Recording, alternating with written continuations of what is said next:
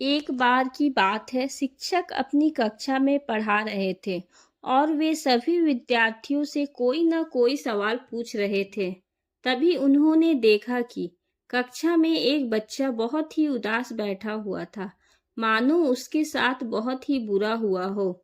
शिक्षक ने भी उस बच्चे को कुछ पूछा नहीं और ना कुछ कहा, लेकिन 4 से 5 दिनों तक ऐसा ही चलता रहा। तभी शिक्षक ने एक दिन उस बच्चे के पास जाकर पूछा कि बेटा, तुम इतने उदास क्यों बैठे रहते हो और दूसरे बच्चों की तरह तुम खुश नहीं रहते और किसी भी सवाल का जवाब नहीं देते हो।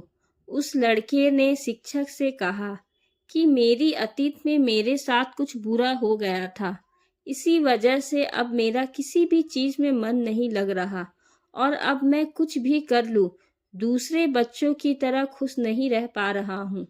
शिक्षक ने उस बच्चे की बात को पूरा सुना और अगले दिन अपने बैग में शिकंजे बनाने का सारा सामान अपने साथ लेकर आए और सारे बच्चे जाने के बाद शिक्षक उस बच्चे के पास शिकंजे बनाने का सामान लेकर गए।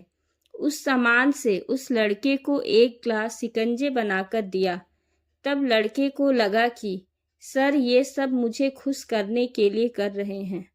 तभी सर ने लड़के की तरफ शिकंजे का ग्लास बढ़ाया और उसे पीने के लिए कहा, और जैसे ही लड़के ने शिकंजे का एक घूंट पिया तो उसे शिकंजे में नमक ज़्यादा लगा। लड़के ने सर से कहा कि इसमें नमक ज़्यादा हुआ है।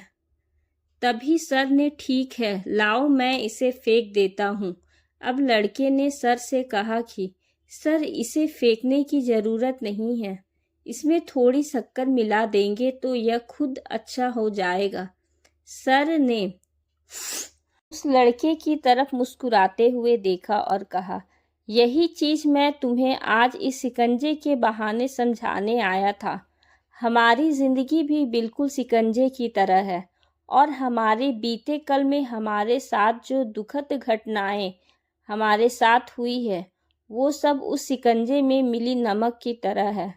जब हमारे कल में बहुत कुछ बुरा हुआ हो जिससे वह हमारी ज़िंदगी बिल्कुल कड़वी हो जाती है, तब हमें उसमें कुछ अच्छे पल मिलाने की ज़रूरत होती है।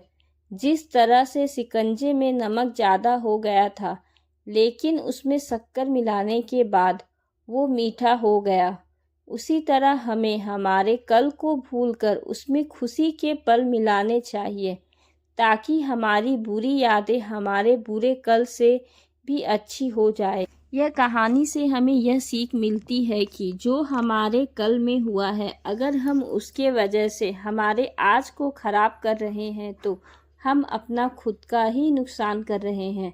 इसलिए खराब चीज़ों को भूलते हुए आगे बढ़ना चाहिए और जितना हो सके उतना ज़िंदगी के बारे में पॉजिटिव सोच रखनी चाहिए। कहानी अगर अच्छी लगी हो तो चैनल को लाइक और सब्सक्राइब करना ना भूलें।